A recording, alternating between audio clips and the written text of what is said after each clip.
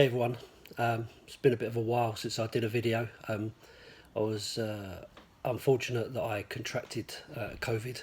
The whole family did, but being an older guy and not very fit, a bit overweight, it affected me the worst. It led me in the end to get pneumonia. Which again wasn't a very pleasant experience. I've been very fortunate in my life never to have been very ill, never to have experienced any real illness, touch wood. And so this was a bit of a shock for me. And I know there's lots of people saying COVID's not real and people blowing it out of proportion. Well, for me, it was a nightmare. And I was really, really ill with it. I'm okay now, fortunately, and doing okay. I've just had 2 weeks off of work on holiday, which has given me a little bit more time to recover. So that's the reason why there hasn't been many videos of late. Anyway, enough of all that. Again, apologies for the lockdown hair. Having not been very well, I haven't been able to get over to me mate to get a bit of a trim, so I'm looking rather desperate at the moment.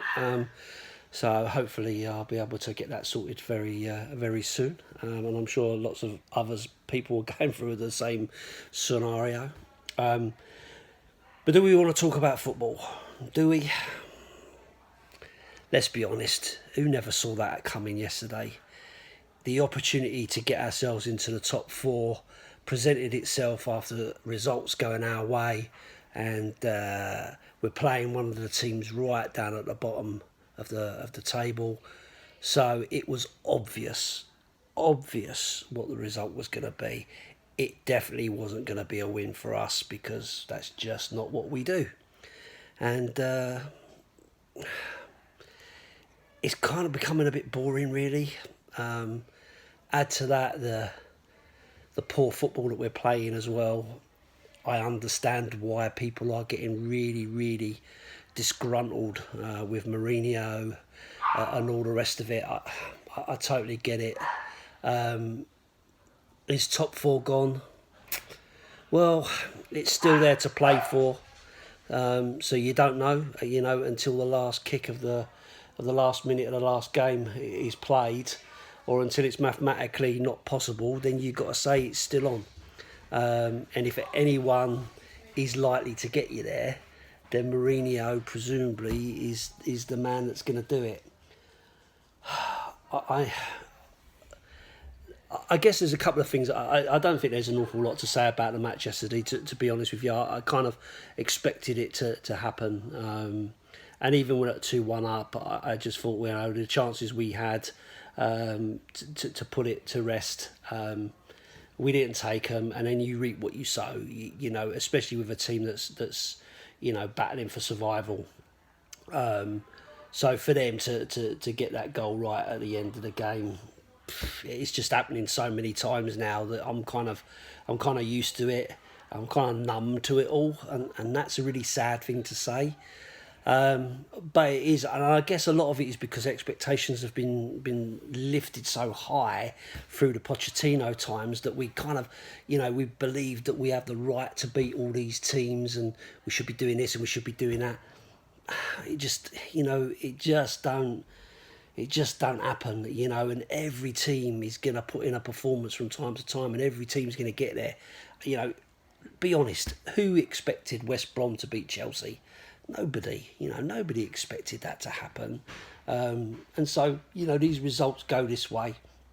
It's just sod's law that we're trying to get ourselves, into a decent position, and we need to put a string of results together, and we just can't seem to do it. But I'm, like I say, it's not over until it's over. We do have a cup final to look forward to. If look forward to is something that we can do. I'm not sure. Playing Man City, who are going for the quadruple, that are playing out of their skins, that are, running away with it, and we've got to face them. But you know, until the final whistle in the final minute of that game, it's always possible.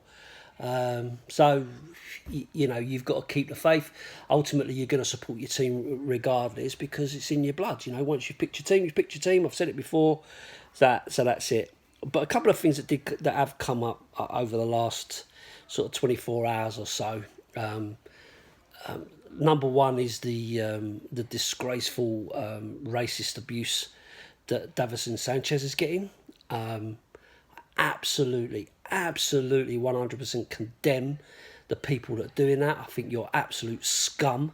I don't care whether Davison Sanchez is playing crap or playing good, or you know what. Same, you know, I've not been Serge Aurier's favourite fan, but to abuse someone in that way for me is just despicable. I just despair at society, you know, for accepting that kind of behaviour from people.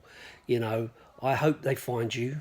I hope they catch you. I hope they ban you, and I hope they prosecute you because you are scum. Nobody, whether you're a professional footballer, whether you are a street sweeper, whether you are a CEO or whatever, deserves to be treated differently because of the colour of their skin or their ethnicity. God, that wasn't easy to say. Nobody deserves it. It's disgraceful, disgusting, and I hope you get everything you deserve for it because you're a scumbag. And if you've got a problem with me saying that, then fine. Don't watch my videos. Don't follow me on my socials. Disappear because I'm not interested. So that's what I've got to say about that. The other thing, which is not just 24 hours old, has been going on for, well, years now, is Harry Kane having to leave to win trophies and so on. Harry Kane doesn't have to leave Tottenham to win trophies. He doesn't. What Tottenham have to do is they have to match his ambition and build a team that is worthy of playing with Harry Kane. If you want to win every major trophy that there is, then you have to have major investment. It's football of today. If you look at the amount of money Manchester City have spent, you know, to get them where they are, they've won the Premier League, FA Cups, League Cups, They haven't won the Champions League yet, and that's their main aim. Same as PSG with the money that they're spending to try to get that trophy. So if you're thinking, well, you know, we'll buy this player and that player and upcoming players and and that's what's going to get us there, ain't going to happen. If you know you've got Harry Kane at the prime of his career, if you're not matching other players around him at that level, then you are not going to win anything. And I don't think there's any Tottenham Hotspur supporters out there that would begrudge Harry Kane leaving Tottenham to further his career. We'd all be gutted. We all would, you know, heartbroken to see him leave, but we would understand it, I'm pretty sure. Harry Kane is clearly a loyal guy. He clearly supports the club and wants to win at Tottenham. But football's a short career, you know, and ultimately the guy wants to be able to say that he was one of the best. And to be one of the best, you're measured on trophies, not on breaking Jimmy Greaves' record or Wayne Rooney's record or that kind of thing. You get it based on the trophies that you've got in your cupboard. You know, arguably. I mean, you can argue the other way, I guess. But that's how all the football pundits do it. And I understand why the media are pushing this, because it sells papers, it's clickbait, everyone gets involved in it, and we're all talking about it, even me. You know, I'm sitting here talking about the potential of losing our best player and our most consistent player, who's doing everything and anything he can to get Tottenham to win a trophy. Is a League Cup enough? Of course it's not, you know. But the club have got to realise that. They've got to realise that if they want to get to be the best, then that's what you've got to want to be, surely. That's the whole point of it. Then you've got to invest, and it's as simple as that. And I know we've spent a lot of money. But we spent a lot of money on players that are up and coming players that are, expected to get their players, not players that are there winning stuff and the best in the positions that they're in. And that's what you need to do. When Chelsea first had Roman Abramovich's money, he went out and he bought every player that was the best in their position for their respective clubs. He didn't go out and buy, this one will be good for the future, or that one will be good for the future. He bought who was going to get him to the top as quickly as he could. Man City have done the same. So ultimately, if you want to be the best, and I would suggest that if you own a football club, the whole point is to be the best, then that's what they're going to have to do. Do I see them doing it? Not a chance, because there's so much money in just getting into the Champions League and playing in the Champions League that you don't have to win it to reap the benefit from it. So, I guess all they'll want is to get to top four and go from there. My other concern is, and I know all this stuff about Mourinho out and all that stuff, the thing that bothers me the most about that is, who do you bring in? And if you bring these in, I was listening to a guy, the Irish Hotspur, talking to Chris Cowling on a stream, and he made a really, really good point. If you're Harry Kane or Heung-min Son and you're at the peak of your career, do you want to be in a team that is rebuilding and in another project? Or do you want to be with one of the perceived best coaches in the world, and trusted in him to get you the players into the club that are going to get you there? And for me, I still think that, our best opportunity is with Mourinho. I might lose subscribers for that comment, but that's just as I see it. So ultimately, we go again.